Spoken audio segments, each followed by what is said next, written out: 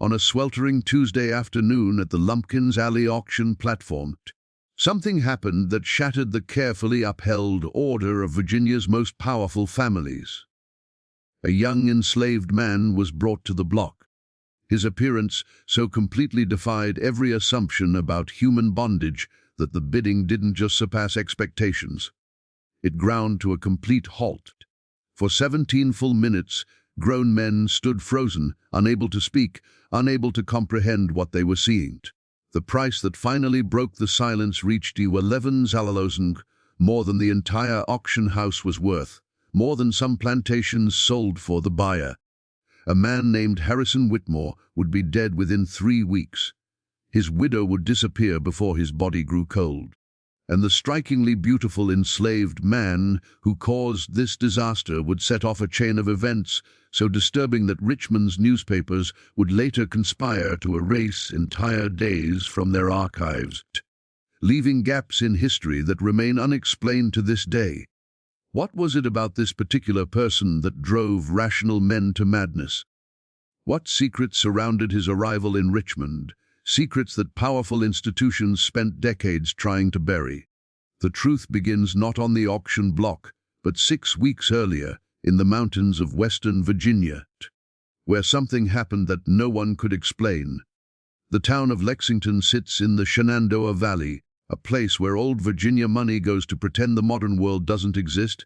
In July 1855, a traveling slave trader named Gideon Hail arrived there with a coffle of 12 enslaved people he'd purchased from failing farms in Kentucky. Hail was known for his cruelty, even among men who made their living from human suffering. He worked alone, trusted no partners, and had a reputation for acquiring people through methods that other traders considered too dangerous or too immoral. He checked into a boarding house on the edge of town, chained his captives in the stable, and proceeded to drink himself into a stupor at the local tavern. This was his pattern: buy low in Kentucky, sell high in Richmond, drink away the guilt in between. But that night, something changed. A woman appeared at the tavern. No one could later agree on her description. Some remembered her as elderly, others as middle-aged. Some said she wore black silk, others claimed simple homespun. But everyone remembered her eyes, gray eyes that seemed to see through flesh to the corruption beneath. She sat down across from Gideon Hail and spoke to him for less than 5 minutes. No one heard what was said. But when she left, Hail sat motionless for nearly an hour, sweat pouring down his face despite the evening cool. His hands shaking so violently he couldn't lift his glass. He stumbled back to his boarding house after midnight. The next morning, the stable where he'd chained his coffle stood empty. All 12 enslaved people had vanished. Their chains lay on the ground, still locked. No sign of forced entry, no evidence of how they'd escaped. And Gideon Hail was found in his room, conscious but unresponsive, his eyes open but seeing nothing, saliva running down his chin. The town doctor examined him and declared him the victim of some kind of apoplectic fit. His mind was gone. Whatever had happened to him had burned out his ability to speak, to reason, to function as anything more than a breathing body. He was taken to an asylum in Staunton, where he spent the remaining 4 years of his life sitting in a chair, staring at nothing, occasionally whimpering like a beaten dog. The escaped individuals were never found. The mystery of how they'd freed themselves from locked chains in a secured stable remained unsolved. Most people in Lexington were content to forget the entire disturbing incident. But not everyone. 3 weeks after Hale's collapse, an enslaved man appeared at the Richmond auction house of Pullium Slade. He arrived alone, walking through the front door at mid-morning, his wrists bound by simple rope. No chains, no handler, no documentation of ownership. James Pullium, the senior partner, later described the moment of his arrival as the strangest experience of his 40-year career in the slave trade. The young man was perhaps 23 years old, tall and lean, with skin that held a color somewhere between honey and amber, suggesting mixed ancestry, though not in the usual patterns. His features possessed a symmetry that seemed mathematically impossible. High cheekbones that caught light like sculpture, a jawline a master portraitist might have rendered, and eyes of such an unusual color, a deep violet, blue that appeared almost luminous in certain light, that Pullium actually stepped backward when the young man looked directly at him. But it wasn't just his physical beauty, extraordinary though that was. It was something else, a quality of stillness, a sense that he existed somehow outside the normal flow of time and circumstance.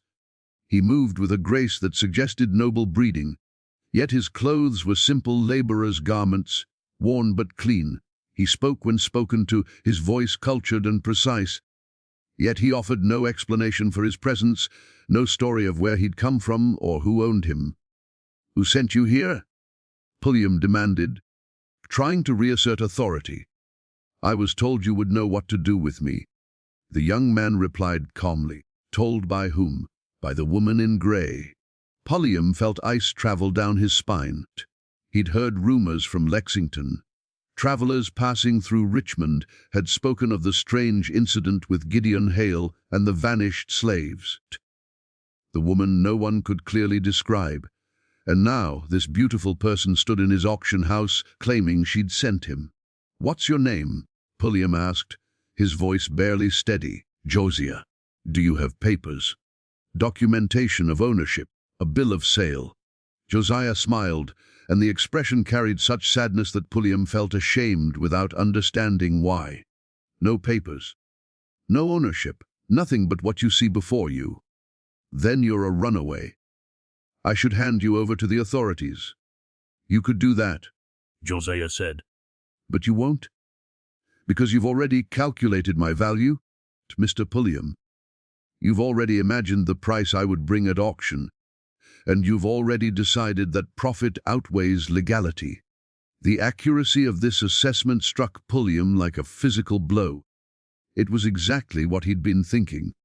A person of such extraordinary appearance, offered without documentation or traceable ownership, represented an opportunity unlike anything he'd encountered. If he simply entered Josiah into his next auction with manufactured paperwork, who would question it? "Where would you even go if I released you?" Pullium asked, more to himself than to Josiah. "A person without papers is as good as caught. You'd be recaptured within a day." "Then it seems we both understand the situation," Josiah replied. "You profit, I receive food and shelter. And we avoid involving authorities who might ask questions neither of us wants to answer." And so Pullium made his devil's bargain. He created false documentation claiming Josiah had been sold to him by a Kentucky farmer, forged a bill of sale with a practiced hand, and entered him into the upcoming auction scheduled for August 14th. He told his business partner, Samuel Slade, only that he'd acquired an exceptional piece of property that would bring unprecedented prices. He told no one about the mysterious circumstances of Josiah's arrival or the deeply unsettling conversation they'd shared. But word spread anyway. Word always spreads in Richmond when something extraordinary appears. Within days, whispers circulated through the city's elite circles. An enslaved person of impossible beauty, a young man who looked like something from mythology rather than mundane reality. A once-in-a-lifetime acquisition for whoever had the means and the will to possess him. The Witmore family heard these whispers at exactly the wrong moment in their declining fortunes. Harrison Witmore had inherited his father's tobacco plantation 5 years earlier with grand ambitions of expansion and modernization. Instead, he'd presided over steady decline, poor crop yields, bad investments in railroad stock, mounting debts to Richmond banks. His wife, Catherine, came from old Virginia money, but her family's wealth was tied up in land and reputation rather than liquid capital. The Witmores maintained appearances through increasingly desperate measures, hosting lavish parties they couldn't afford, purchasing luxuries on credit, always one step ahead of creditors. Harrison's younger brother, Thomas, watched this decline with growing alarm. Thomas had none of Harrison's grand ambitions or Catherine's social pretensions. He managed the plantation's daily operations while his brother played gentleman farmer in Richmond. He understood exactly how close they were to complete financial collapse and had been arguing for months that they needed to sell assets, reduce expenses, and admit their limitations before disaster became unavoidable. But Harrison wouldn't listen. Harrison believed in appearances, in the power of reputation to overcome material reality. And when he heard about the extraordinary person being offered at Pullium Slade, he saw opportunity rather than risk. A person of such remarkable appearance would be the ultimate status symbol, proof that the Witmore family still commanded resources, still deserved their place among Virginia's elite. The price didn't matter. Thomas tried to reason with him. They didn't have 11,000 to spend on a single enslaved person. They barely had 11,000, period. But Harrison dismissed these concerns. He would find the money. He would borrow from the banks using the plantation as collateral. He would win the auction and restore the Witmore name to prominence through sheer audacity. Catherine, for her part, had her own reasons for supporting the purchase. She'd heard different rumors about Josiah, whispers among the women of Richmond society about his unusual qualities. How he seemed to understand things before they were spoken, how his presence in a room changed the atmosphere, made people confess truths they'd intended to keep hidden. Catherine had secrets of her own, secrets that threatened everything she'd built, and she believed, with the magical thinking of desperate people, that possessing this extraordinary person might somehow protect her from exposure. The other major interest came from the Preston family. Senator Marcus Preston represented Virginia in Washington, a position of enormous power and influence. His son Daniel managed the family's Richmond holdings, including a townhouse on Grace Street, where the senator stayed during his frequent returns from the capital. Daniel had recently married a Philadelphian named Elizabeth, bringing much-needed capital into the Preston family coffers, but the marriage was troubled. Elizabeth found Virginia society stifling and backward. She hated the slavery that surrounded her, made no secret of her abolitionist sympathies, and had already threatened to return to Philadelphia and take her fortune with her. Daniel, desperate to salvage his marriage and maintain access to Elizabeth's money, thought the beautiful enslaved man might serve as a peace offering, something so rare and valuable that even Elizabeth's moral objections might be overcome by the aesthetic appeal. He imagined presenting Josiah as essentially a work of art rather than a laborer. It was twisted logic born of desperation, but Daniel believed it absolutely. As August 14th approached, James Pullium realized he'd created something far more dangerous than a simple high-value auction. The interest in Josiah had taken on an obsessive quality. Multiple wealthy families had made private inquiries, offers of advance purchase at premium prices, thinly veiled threats about what might happen if they didn't win the bidding. The situation had escalated beyond normal commercial competition into something darker. Something that felt like violence waiting for an excuse to manifest. Pullium tried to manage the situation by establishing strict auction rules. Each bidder would be required to show proof of funds.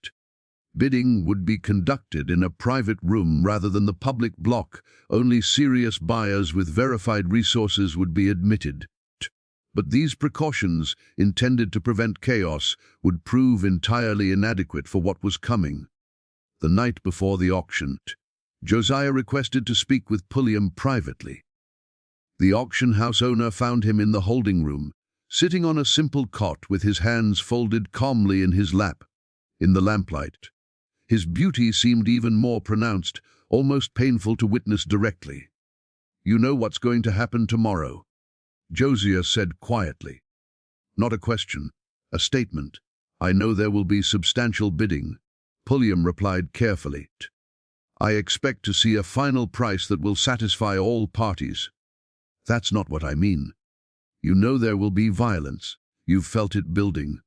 Men don't spend an 11,000 on another person without rage and desperation driving them. Whatever happens tomorrow will destroy someone. Probably multiple people, and you'll bear responsibility for facilitating it. Pullium felt anger rise in him. I'm conducting legitimate business. If wealthy men want to compete for valuable property, that's their affair. I didn't create the circumstances that brought you here, didn't you? Josiah's violet eyes fixed on him with unsettling intensity. You chose to proceed without questioning where I came from. You chose to forge documentation rather than investigate my origins. You chose profit over conscience, Mr. Pullium, and tomorrow you'll see where that choice leads. What are you? Pullium whispered, voicing the question that had haunted him for weeks. You're not like other enslaved people. You're not like anyone I've ever encountered. What really happened in Lexington with Gideon Hail? Who is the woman in grey? Josiah smiled his sad smile again. Some questions answer themselves, Mr. Pullium. Pay attention tomorrow. Watch what happens when men try to possess what was never meant to be owned. You'll understand everything then. The conversation left Pullium deeply shaken. He returned to his office and spent hours reviewing the forged documentation, searching for some flaw that might provide an excuse to cancel the auction. But the papers were perfect. He'd been too skilled at his forgery. And more practically, canceling now would enrage the wealthy families who'd already committed to bidding. He was trapped by his own greed into seeing this through to whatever conclusion awaited. This August 14th arrived with oppressive heat and air so thick it felt like breathing water. The auction was scheduled for 2:00 p.m. by noon. The Witmore, Preston, and 3 other wealthy families had assembled at Pullium Slade, each accompanied by lawyers and financial agents, each determined to win regardless of cost. Harrison Witmore arrived with documents showing he'd mortgaged his entire plantation, every acre, every building, every enslaved person he currently owned, all offered as collateral for a loan that would give him the liquid capital to bid without limit. Thomas had refused to attend, making his disgust with this insanity clear, but Catherine accompanied her husband, dressed in her finest silk, ready to witness their family's salvation or destruction. Daniel Preston brought bank drafts worth 15,000, the maximum he'd been able to extract from Elizabeth's trust without her direct authorization. She didn't know he was here. She didn't know he was about to spend her inheritance on a human being. He planned to present Josiah to her as an accomplished fact, believing she would accept it once confronted with reality. The other bidders represented various degrees of wealth and desperation. A cotton factor named Williams, who saw Josiah as an investment that could be resold to northern collectors for even higher prices. A widow named Mrs. Ashford, whose interests seemed to go beyond commercial considerations into territory that made even the other bidders uncomfortable, and a quiet man named Graves, who offered no explanation for his presence but whose eyes held a cold calculation that suggested purposes no one wanted to examine too closely. At exactly 200, Josiah was brought into the private auction room. For 17 full minutes no one spoke, no one moved. They simply stared at him with expressions ranging from awe to hunger to something approaching fear. The reality of his presence exceeded every description they'd heard. He stood on the raised platform in simple clothing, his hands unbound, his posture relaxed but dignified, and he looked at each bidder in turn with those violet eyes that seemed to see through flesh to the desperations and corruptions beneath. James Pullium finally broke the silence, his voice strained. Gentlemen, ladies, we'll begin bidding at thousand. Harrison Witmore said immediately, his voice tight with need. 7,000. Daniel Preston countered without hesitation. 9,000. Mrs. Ashford said, her eyes never leaving Josiah's face. The bidding escalated with terrifying speed. 10,000, 11,000, 12,000. The amounts being thrown out exceeded any rational assessment of value. This was no longer commerce. This was something else, something dark and consuming. 15,000. The quiet man named Graves said calmly. The room went silent. Though 15,000 for a single person, The amount was obscene. It exceeded the combined annual income of most Virginia families. For a brief moment, it seemed the auction would end with Graves as the winner. But Harrison Witmore wasn't done. His face had gone red, sweat pouring down his temples, his hands shaking. He looked at Catherine, who nodded almost imperceptibly, giving permission for the family's complete destruction. And Harrison said, in a voice that sounded like it came from somewhere beyond rational thought, 20,000 do. The shock in the room was absolute. James Pullium actually gasped. Daniel Preston made a sound like he'd been struck. Even Josiah, who'd maintained perfect composure, showed the faintest flicker of what might have been pity. Going once, Pullium said mechanically. Going twice. Sold. Sold to death and misery and consequences none of you are prepared to face. Graves said quietly from the back of the room. What are you talking about? Pullium demanded. You're not the high bidder. I'm not bidding at all, Mr. Pullium. I'm simply observing. And what I observe is that this young man was correct. Watch what happens when men try to possess what was never meant to be owned. The lesson is about to begin. And with that cryptic statement, Graves walked out of the auction room, leaving behind a group of people who'd just witnessed something that made no sense. A bidder who'd bid 15,000 only to walk away when beaten, a stranger who'd spoken like he knew secrets about Josiah that no one else understood, an atmosphere of wrongness so thick it was almost visible. But the auction was complete. Harrison Witmore had won with his insane bid of 20,000. The paperwork was signed with shaking hands. The money transferred through bank drafts that would take weeks to fully clear, but were accepted on the Witmore family's name and collateral, and Josiah became, at least on paper, the legal property of a man who had just destroyed himself to possess him. What Harrison Witmore didn't know, what none of them knew yet, was that the auction was not the end of this story. It was barely the beginning. Harrison Witmore brought Josiah to the family estate that same evening, riding in a closed carriage as if transporting something too precious or too dangerous to expose to public view. The plantation house stood 7 miles outside Richmond, a columned mansion that had represented Witmore prosperity for 3 generations. Now it represented debt so massive that 20,000 added to existing obligations meant the family owed more than the entire property was worth. Thomas was waiting on the front portico when they arrived. He'd heard about the auction results from a messenger who'd ridden ahead.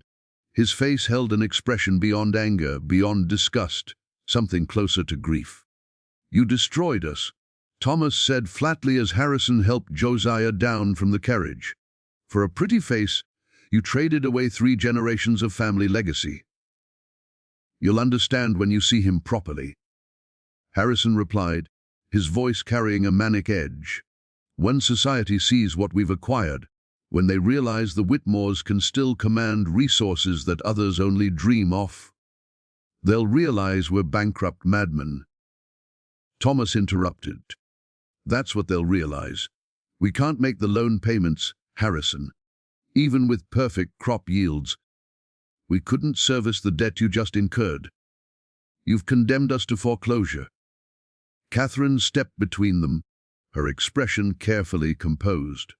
What's done is done. Fighting about it won't change anything. We'll adapt.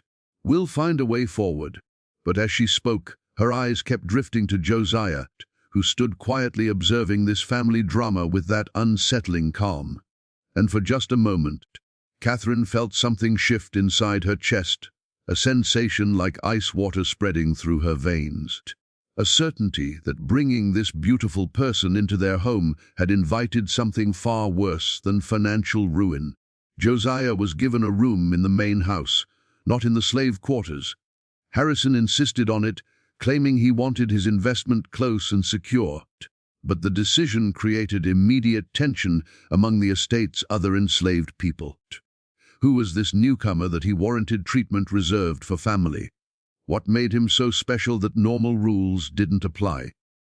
The head house slave, an older woman named Ruth, who'd served the Witmores for 40 years, confronted Thomas about it that night. "That boy ain't natural," she said bluntly. "I seen him for just a minute when they brought him in, and I'm telling you, Mr. Thomas, there's something wrong about him. The way he looks at people, like he can see right through to your soul and find every sin you've tried to hide. He's just an enslaved person, Ruth. An expensive one, but still. No, sir, he ain't just anything. You mark my words. That boy is going to bring death to this house. I feel it in my bones, death and revelation and judgment."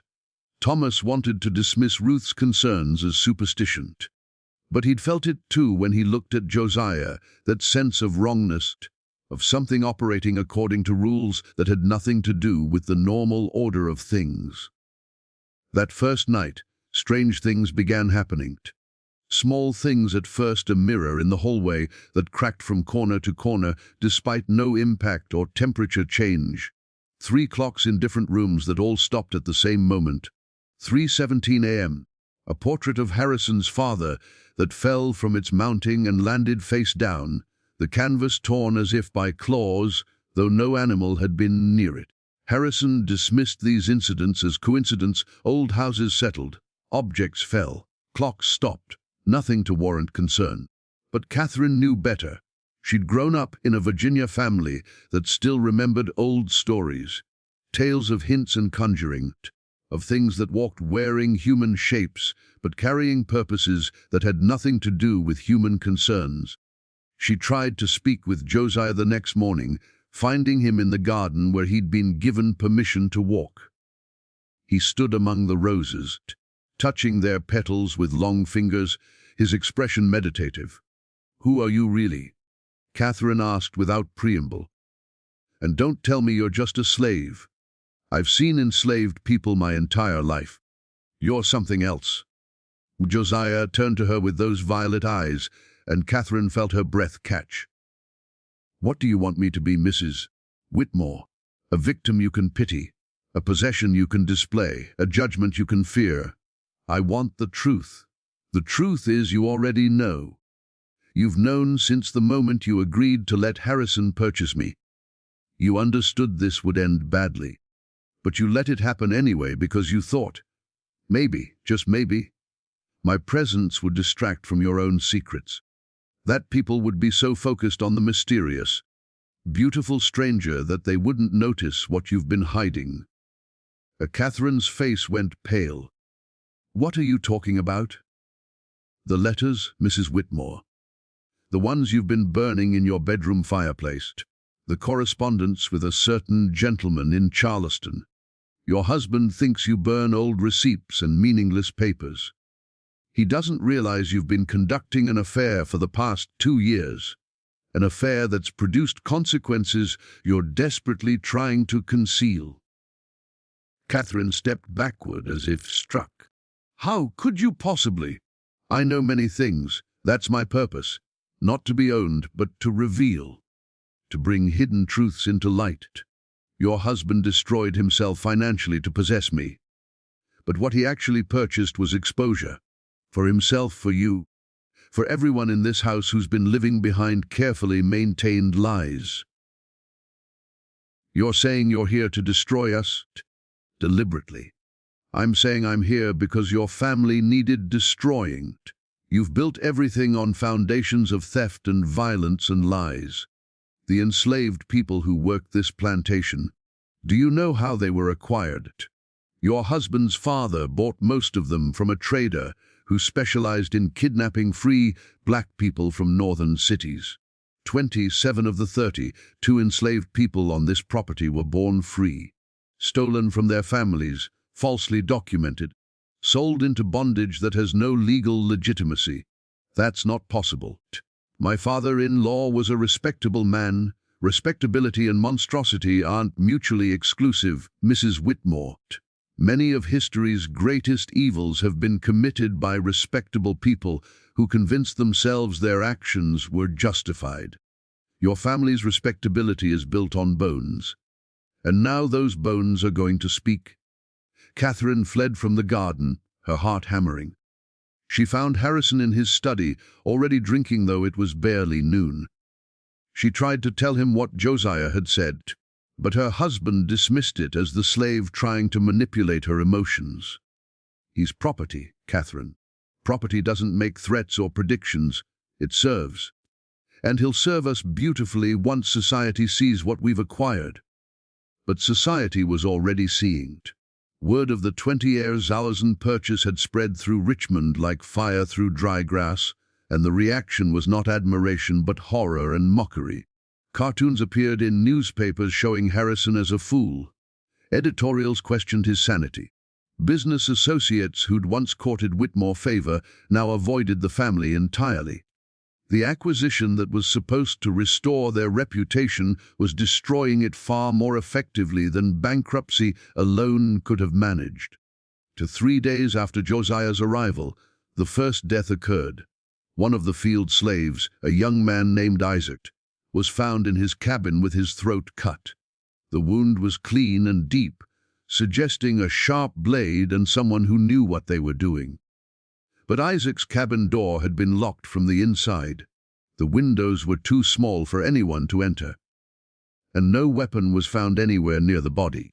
The local sheriff investigated perfunctorily. The death of an enslaved person rarely warranted serious attention. He ruled it suicide, despite the impossibility of someone cutting their own throat so deeply and then making the knife vanish. The other enslaved people knew better. They whispered that Isaac had been talking about Josiah, saying things that suggested he knew something dangerous. Now Isaac was dead, and the message was clear: some secrets demanded silence. Thomas tried to convince Harrison to sell Josiah immediately, cut their losses, accept whatever price they could get, and remove this cursed presence from their home. But Harrison refused. He'd invested everything in this acquisition. Admitting it was a mistake would mean admitting he'd destroyed his family for nothing. His pride wouldn't allow that admission. Meanwhile, Daniel Preston was having his own crisis. He'd returned home after losing the auction to find his wife Elizabeth waiting with bank statements and trust documents spread across their dining table. She knew what he'd tried to do. Knew he'd attempted to spend her inheritance on an enslaved person without her permission. Her fury was incandescent. "You disgust me," she said, her voice shaking. "I knew you participated in this evil system. I knew you owned human beings. But I thought you at least had limits. I thought there was some line you wouldn't cross. Apparently, I was wrong. It would have been a gift," Daniel stammered. "Something beautiful for our home. A gift would be freeing the people you already owned. A gift would be using my money to help people escape bondage rather than purchasing them deeper into it. This, what you tried to do, is just evil justified by aesthetic appreciation. You wanted to own a human being because he was beautiful. Do you understand how depraved that is? Everyone here owns slaves, Elizabeth. It's the foundation of our economy. Then your economy is built on hell, and I won't finance it another day. I'm leaving, Daniel. I'm returning to Philadelphia, and I'm taking every penny of my money with me. You can tell your family that their access to Philadelphia capital is terminated permanently." She left that night, taking documents that would effectively bankrupt the Preston family's Richmond operations. Daniel, desperate and humiliated, blamed Harrison Witmore for creating the auction that had exposed his moral bankruptcy to his wife. He blamed Josiah for being so valuable that he'd been willing to betray his own principles to acquire him, and he began planning revenge against both. But Daniel Preston wasn't the only person in Richmond planning violence. The quiet man from the auction, the one who'd called himself Graves, had not left the city. He'd taken rooms at a modest hotel and begun conducting his own investigation into Josiah's origins and purpose. Graves was not his real name. He was actually Thomas Crawford, a former slave catcher who'd retired after witnessing something in Mississippi that had broken his faith in his profession. He'd seen a slave revolt put down with such savagery that even he, a man who'd made his living hunting human beings, couldn't stomach it. He'd walked away from the trade and spent the past 3 years trying to atone for his crimes through quiet work, helping runaways reach freedom in the north. But he'd heard about Josiah through his network of contacts, and something about the description had seemed familiar. He'd come to Richmond not to purchase the man, but to confirm a suspicion. And the moment he saw Josiah in person, his suspicion was confirmed. 5 years earlier, Crawford had been hired to track a runaway slave in South Carolina, a young woman who'd escaped from a Charleston plantation. He'd found her after 3 weeks of searching, cornered her in a barn outside Columbia. But before he could restrain her, she'd turned to him with eyes of a peculiar color, a deep violet, blue that seemed to glow in the dim light, and she'd spoken to him. "You've destroyed families," she'd said calmly. "Separated mothers from children, returned human beings to torture and death. You've built your life on suffering. How do you sleep at night, Mr. Crawford? How do you live with what you've done?" Her words had struck him like physical blows. He'd let her go that night, falsified his report, and never taken another slave-catching job. Now he'd seen those same violet eyes in a young man at a Richmond auction. Different faced, different gender, but unmistakably the same presence. And Crawford understood that something far stranger than simple slave trading was occurring in Richmond. He began making quiet inquiries about the woman in gray, about other incidents across Virginia and the Carolinas where slave traders had suffered mysterious fates, about a pattern of events that suggested someone or something was systematically targeting the infrastructure of human bondage. What he discovered suggested a campaign that had been ongoing for years, dozens of slave traders dead, insane, or mysteriously retired. Hundreds of enslaved people vanished without a trace, a ghost moving through the South, leaving chaos in her wake. And always in the aftermath, reports of a woman in gray, a woman whose description varied, but whose eyes remained constant violet blue, seeing everything, judging everything, and finding the guilty wanting. On the 8th day after Josiah's arrival at the Witmore estate, Harrison began showing signs of mental deterioration. He stopped sleeping, claiming he heard voices whenever he closed his eyes. Voices speaking in languages he didn't understand, but that filled him with inexplicable dread. He stopped eating, saying food tasted like ash in his mouth. His hands developed a tremor that grew steadily worse until he could barely sign his name. Catherine watched her husband's decline with growing terror. She tried to have Josiah removed from the house, even offered to arrange his sale at a massive loss, but Harrison refused every suggestion. He seemed almost addicted to Josiah's presence, spending hours sitting in whatever room the young man occupied, just staring at him, occasionally muttering incoherently about beauty and possession and the price of pride. Thomas finally went to Richmond to consult with a doctor who specialized in disorders of the mind. The physician listened to his description of Harrison's symptoms and prescribed laudanum for sleep and bloodletting to balance the humors. But privately, he told Thomas something more disturbing. "Your brother's condition isn't medical. It's moral. Something is consuming him from the inside, guilt, perhaps, or a reckoning with truths he spent his life avoiding. I've seen this before in men who've committed great evils and suddenly found themselves unable to maintain the psychological barriers that let them function despite their crimes. The mind turns on itself. Most patients in this state don't survive more than a few weeks. What can I do to help him? Remove whatever triggered the crisis. If it was acquiring this enslaved man, then he must go immediately, before the condition becomes irreversible." But when Thomas returned to the estate with this advice, he found Harrison sitting in the drawing room with Josiah standing behind his chair like a beautiful angel of death. And Harrison, in a moment of terrible clarity, looked at his brother and said, "It's too late, Thomas.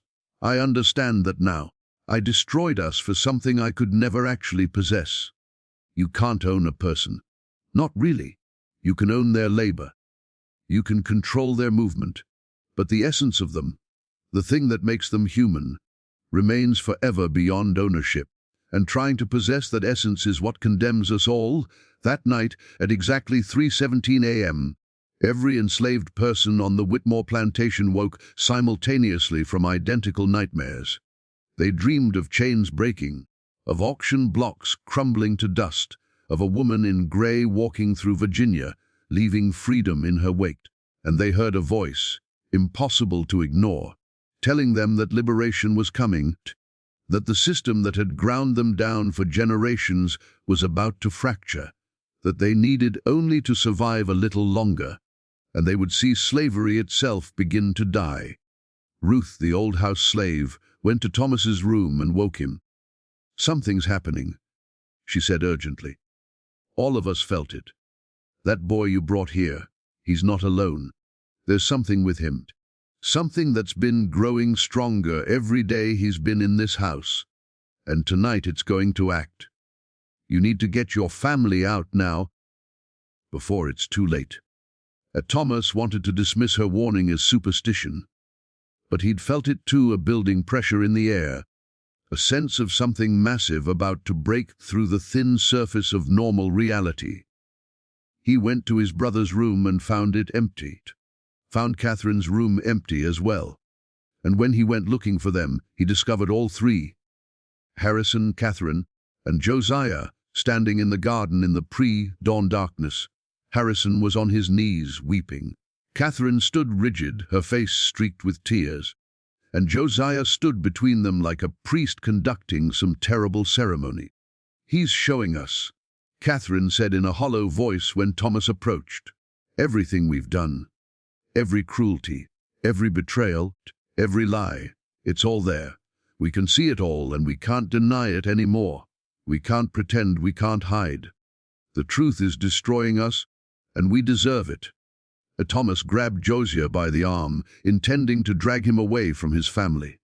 But the moment his hand made contact, he felt electricity surge through his body, not physical electricity, something else. And suddenly he was seeing things, memories that weren't his own. The kidnapped free black people his father had purchased. Their terror, their grief, their despair. The families torn apart. The lives destroyed. The endless accumulation of suffering that had built the Witmore fortune. All of it flooding into his consciousness at once. Impossible to deny, impossible to dismiss. He released Josiah's arm and staggered backward, gasping. Josiah smiled that sad smile. "I'm what happens when oppression becomes so vast that reality itself must bend to accommodate justice. I'm the reckoning you've avoided for generations. I'm every suppressed truth demanding to be heard, and I'm just the beginning." The sun rose on a plantation transformed.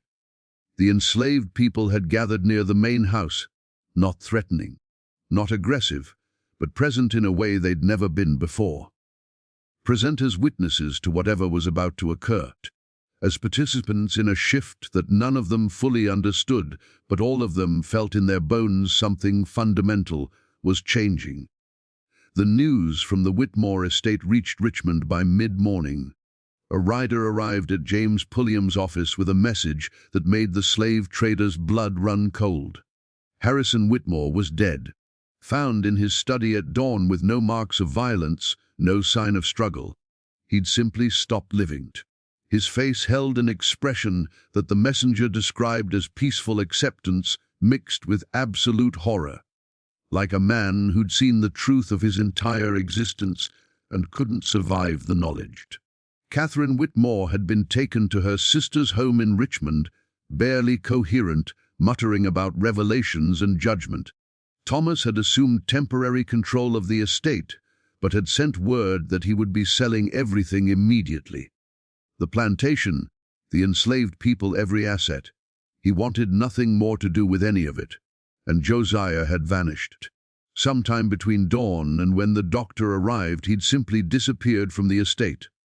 No one saw him leave. The enslaved people claimed ignorance with expressions that suggested they knew far more than they were saying. Pulliam read the message 3 times, his hands shaking. Harrison Witmore had paid 20,000 for a person who destroyed him in 8 days, and now that person was loose somewhere in Richmond, carrying whatever terrible purpose had killed Gideon Hail and driven Harrison to his death. Daniel Preston learned of Harrison's death while preparing documents to declare bankruptcy. Elizabeth's departure had taken with it the capital that kept his family's Richmond operations solvent. Without her money, the Preston holdings couldn't service their debts, but Daniel found himself unable to care about financial ruin. Something else was consuming him. Ever since the auction, he'd been having dreams. Vivid nightmares where he saw himself from outside his body, saw himself as others must see him. A man who'd been willing to purchase a human being as a gift to placate his abolitionist wife.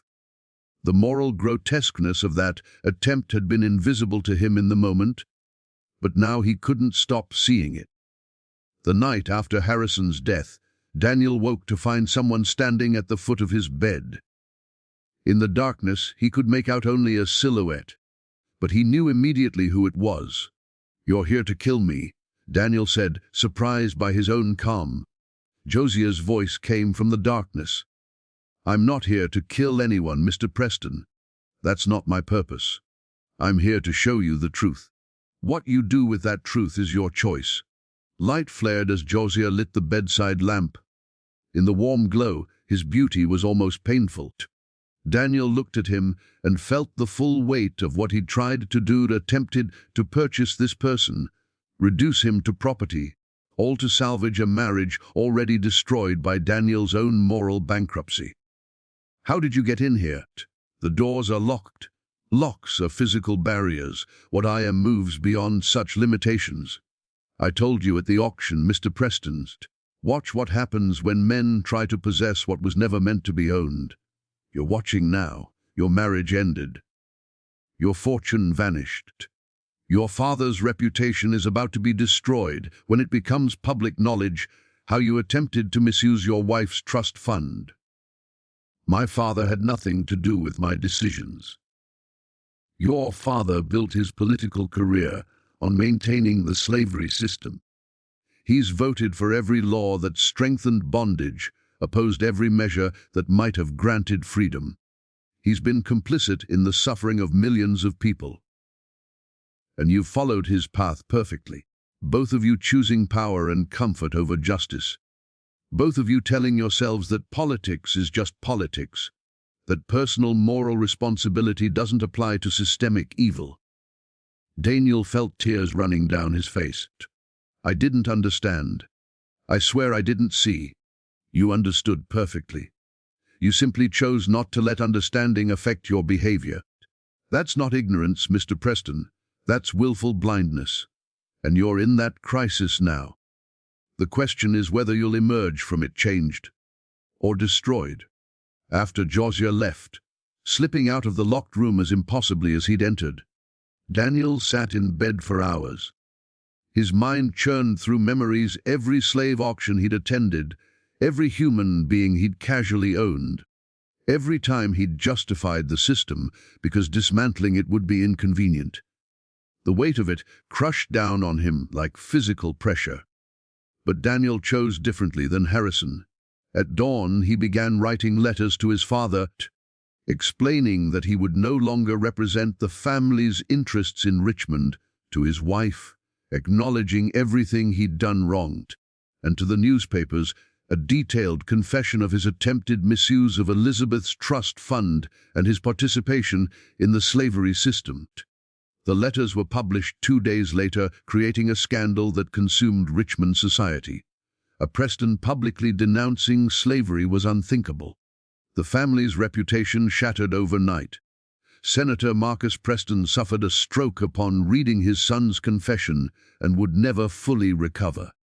But Daniel felt something like peace for the first time in years. He'd lost everything. But in losing everything, he'd found the beginnings of a conscience that wasn't compromised by self-interest. Meanwhile, Thomas Crawford was piecing together information that suggested a pattern far larger than anyone had realized. He'd tracked down records of slave trader deaths across 5 states over 7 years. Each death preceded by reports of a mysterious woman. Each death leaving behind freed slaves and destroyed business operations. And in 3 cases, reports of a young person matching Josiah's description appearing briefly before vanishing again. Crawford found a former slave trader in Petersburg who'd survived an encounter with the woman in gray. The man, named Hoskins, had retired from the trade 5 years earlier and now ran a modest dry goods store. He'd refused to discuss what happened for years, but Crawford's persistence finally broke through his silence. "She came to me at night," Hoskins said, his voice barely above a whisper. "I was sleeping in a warehouse full of people I'd just purchased, planning to take them to market in Norfolk the next day. I woke to find her standing over me, gray dress, gray hair.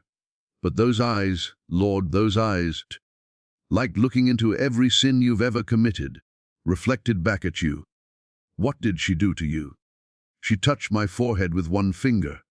Just one touch, and I saw everything. Every person I'd ever bought or sold, every family I'd separated, every life I'd destroyed. A mother throwing herself off a ship in the Middle Passage after I'd purchased her in Charleston. A man hanging himself in a barn after I'd sold his wife to a different owner. Children beaten and starved and worked to death on plantations where I delivered them. All of it.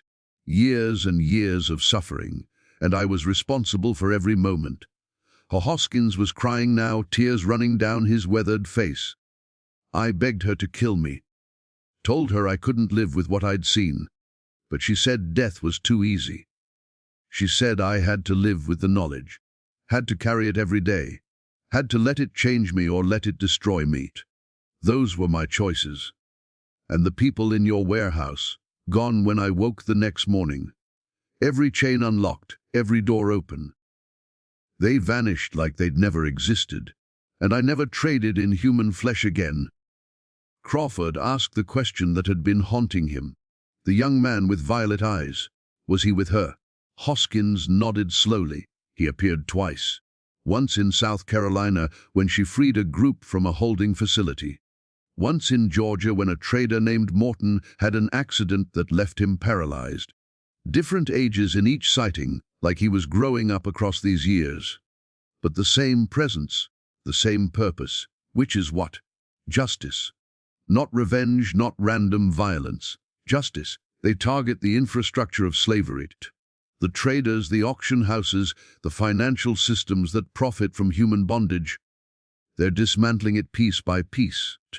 And they're using truth as their weapon, making people see what they've been part of. Crawford left Petersburg with more questions than answers. But then he understood Richmond wasn't the target. The auction wasn't about Josiah being sold. It was about gathering Richmond's elite in one room, about making them compete for him, about getting them to reveal the depths of their depravity through their bidding.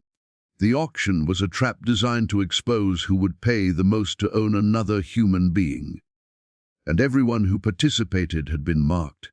The manhunt for Josiah began at dawn on August 27th, 11 days after the auction. Professional slave catchers arrived from as far as Georgia and Tennessee, drawn by the unprecedented $5,000 reward. They brought dogs trained to track runaways, chains and restraints designed for the most resistant captives, and a willingness to employ violence that exceeded even the normal brutality of their profession. But they found nothing. Josiah had vanished into Richmond's hidden geography. The network of free black people, sympathetic whites, and enslaved people who maintained secret channels of communication and protection. He moved through the city like smoke, always one step ahead of his pursuers. The slave catchers grew increasingly frustrated and increasingly violent. They raided homes in the black sections of Richmond, destroying property and terrorizing families on the flimsiest suspicions. They dragged free black people off the streets, demanding to see their papers, beating those whose documentation wasn't immediately available. The violence they employed in searching for Josiah revealed the cruelty that had always been present in the system. And that revelation was exactly the point. Thomas Crawford understood this. Josiah wasn't hiding because he feared capture. He was hiding to draw out the violence, to make the slave catchers and their sponsors reveal their true nature. Every brutal raid, every innocent person beaten, every family terrorized, all of it proved what abolitionists had been saying for decades, that slavery wasn't a benign institution of economic necessity, but a system of violence that required constant terror to maintain itself. The woman in grey, Eleanor as Crawford would come to know her, watched this unfold from various vantage points. She'd established herself weeks ago under a false identity as a widow from Baltimore seeking property investments. She attended social functions, observed the elite families, listened to their conversations, and documented everything with precision. In her rented rooms, she maintained extensive files on Richmond's leading citizens, their business dealings, their personal scandals, their involvement in the slavery system. She'd been compiling this information for months, preparing for the moment when it would be deployed with maximum effect. The auction had been phase 1, gathering the targets and making them reveal their willingness to pay obscene amounts for human property. The manhunt was phase 2, making them reveal the violence they would employ to recapture that property. Phase 3 was about to begin, and it would shatter Richmond's social order. On September 3rd, exactly 18 days after the auction, Josiah appeared publicly for the first time since Harrison Witmore's death. He walked into Judge Pembroke's courtroom during a trial where a captured runaway slave was being prosecuted. Josiah sat in the gallery among the spectators and simply watched with those violet eyes that seemed to strip away all pretense. The judge, Charles Pembroke, who'd presided over numerous cases enforcing fugitive slave laws, was delivering his sentence when he looked up and saw Josiah. He stopped mid-sentence. His face went pale. His hands began to shake. Every person in the courtroom turned to look at what had caught his attention.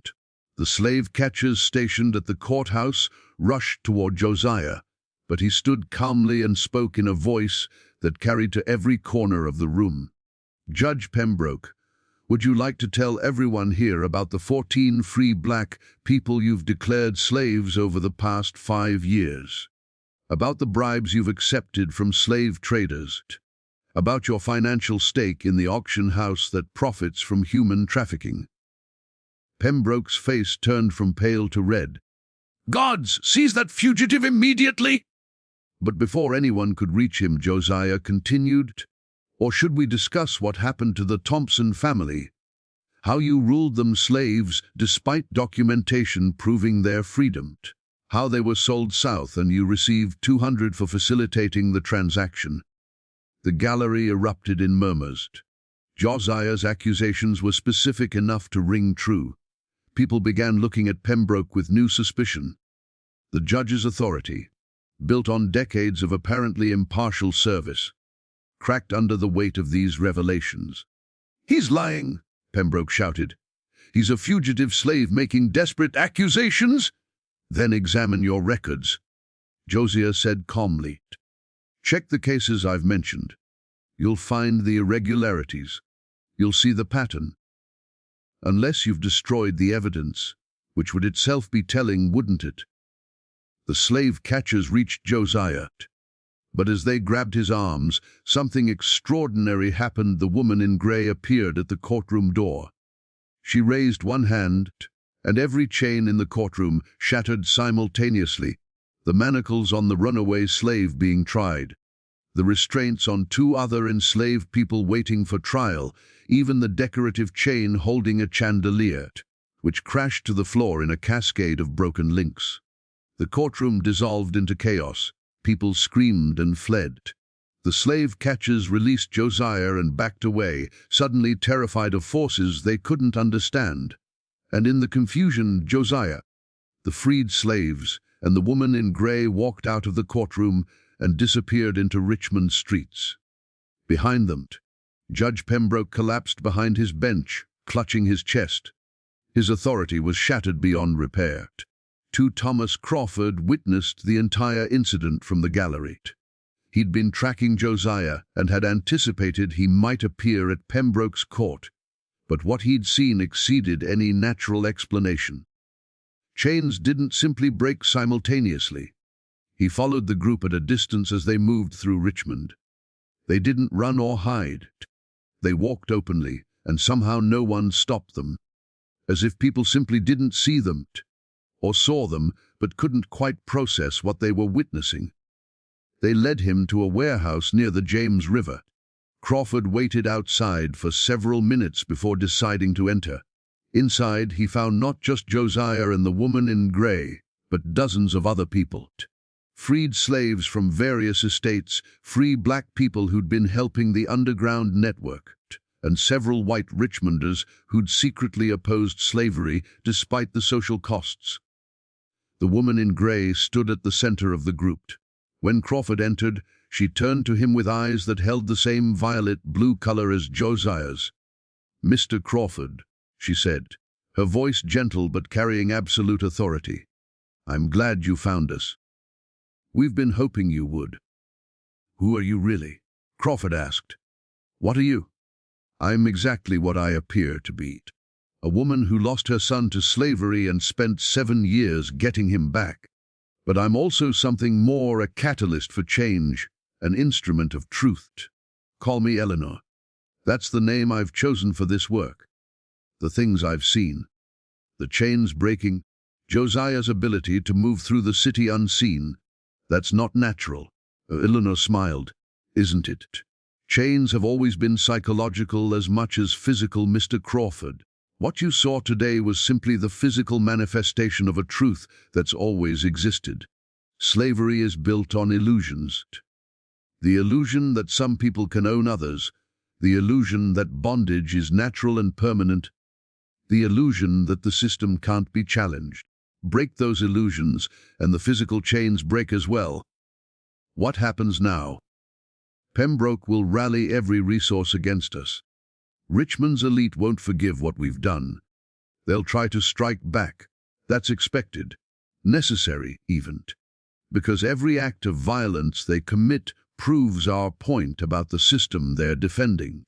Every persecution demonstrates the cruelty required to maintain slavery. They can't win, Mr. Crawford.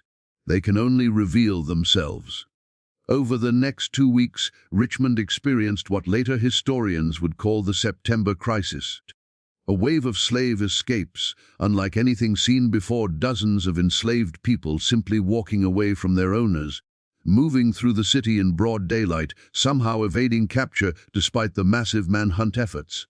Simultaneously, documents began appearing throughout Richmond, posted on walls, left on church steps, distributed through mysterious channels, detailing the criminal activities of prominent citizens, illegal slave trafficking, bribery and corruption, sexual exploitation of enslaved women, systematic violence. All of it documented with names, dates, and specific incidents that couldn't be easily dismissed. Eleanor's files, built over months of careful investigation, were being deployed strategically. Each revelation carefully timed to maximize impact. Each exposure designed to crack the unified front of Richmond's slaveholding class. Some of the exposed men fled the city. Others doubled down on their defenses, but found themselves increasingly isolated as former allies distanced themselves from the scandals.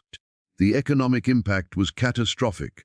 Slave prices plummeted as buyers became afraid of purchasing property that might simply walk away. Auction houses lost business. Traders found themselves unable to operate.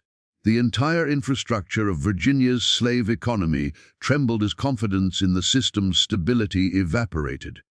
And through it all, Josiah moved through Richmond like a ghost, appearing at crucial moments to deliver specific revelations to specific people. He visited the homes of slaveholders and showed them truths about themselves they'd spent lifetimes avoiding. Some, like Harrison Witmore, couldn't survive these revelations. Others found themselves transformed, abandoning the system they'd once supported. On September 17th, exactly 1 month after the auction, Eleanor orchestrated her final demonstration.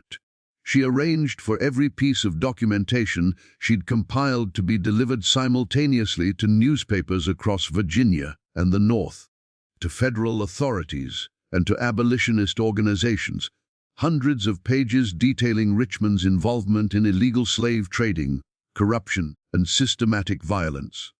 The revelation sent shockwaves through Virginia and beyond. Federal investigations were launched. Lawsuits were filed. Several prominent Richmond citizens fled to avoid prosecution. The social order that had seemed so permanent and unshakable was revealed as a fragile construction built on crimes that could no longer be hidden. Judge Pembroke was among those who fled, disappearing into the Deep South, where his crimes would be less scrutinized. His judicial career was destroyed, his reputation obliterated. The other men who'd organized the manhunt for Josiah faced similar fates: bankruptcy, exposure, social exile. The slave catchers who'd terrorized Richmond's black community found themselves targets of investigation for their brutal methods. Several were prosecuted, others left Virginia entirely. Thomas Crawford found Eleanor one final time before she and Josiah departed Richmond for good. They met in the warehouse where he'd first found her network, now mostly empty as the people she'd helped escape moved on to their next destinations.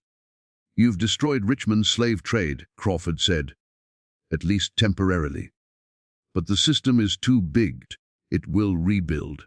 "Of course it will," Eleanor agreed. "This was never about ending slavery through our actions alone. It was about planting seeds, creating doubt, demonstrating that the system isn't as invulnerable as its defenders claim. When the real crisis comes, and it will come soon, will Virginia be ready? Will the South be capable of imagining a different future? That depends on how many people have been forced to see the truth. Was it worth it? The risk, the violence, the people who died." Eleanor's expression hardened. Harrison Witmore died confronting the truth of what he'd done. That's more mercy than he gave the people he enslaved. The others who've been exposed, who've lost their fortunes and reputations, they're experiencing a fraction of the suffering they inflicted on others. So yes, Mr. Crawford, it was worth it, every moment of it. Josiah approached them, and Crawford saw in his face not the mysterious beauty that had captivated Richmond's elite, but something simpler and more human. A young man who'd survived something terrible and come out the other side still fighting. "What will you do now?" Crawford asked him. "Continue the work. There are other cities, other networks, other institutions that profit from bondage. My mother and I. We've learned how to crack them, how to use their own greed and pride against them. We'll keep moving, keep revealing, keep breaking the chains, both physical and psychological." They departed Richmond separately over the following days. Eleanor and Josiah heading north, then west, their trail deliberately obscured. The freed slaves they'd helped scattering to various destinations, the white allies returning to their normal lives, carrying knowledge that would inform their future actions. Thomas Crawford stayed in Richmond, documenting everything that had happened.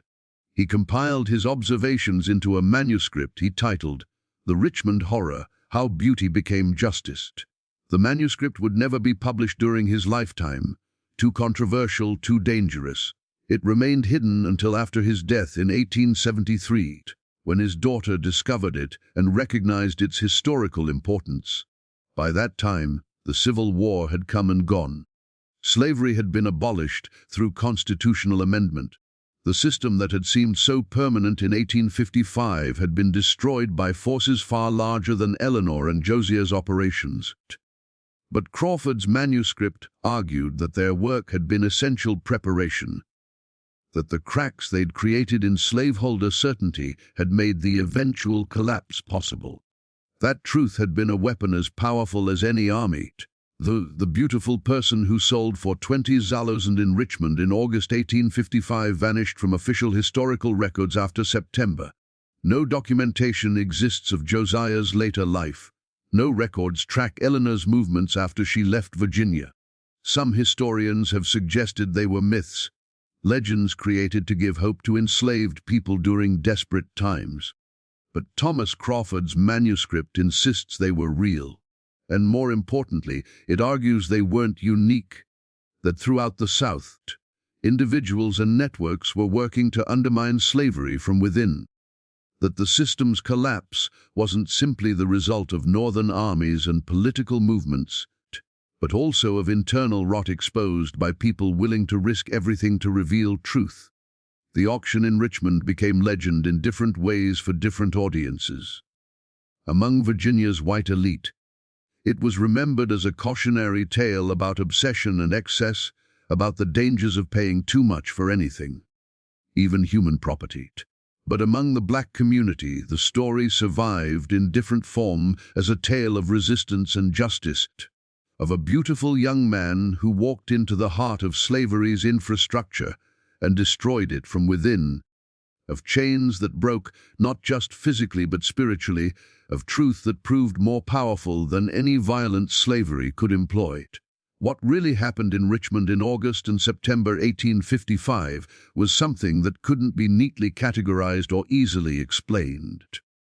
It was a moment when the assumed order cracked, when people who'd thought themselves secure discovered their security was illusioned, when a system that claimed moral legitimacy revealed its foundation in violence and corruption.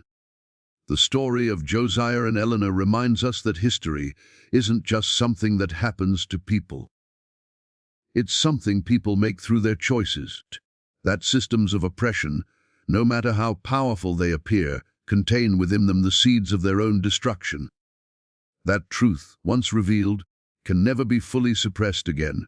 Richmond tried to forget what happened in 1855, tried to erase the records, tried to pretend the September crisis had never occurred.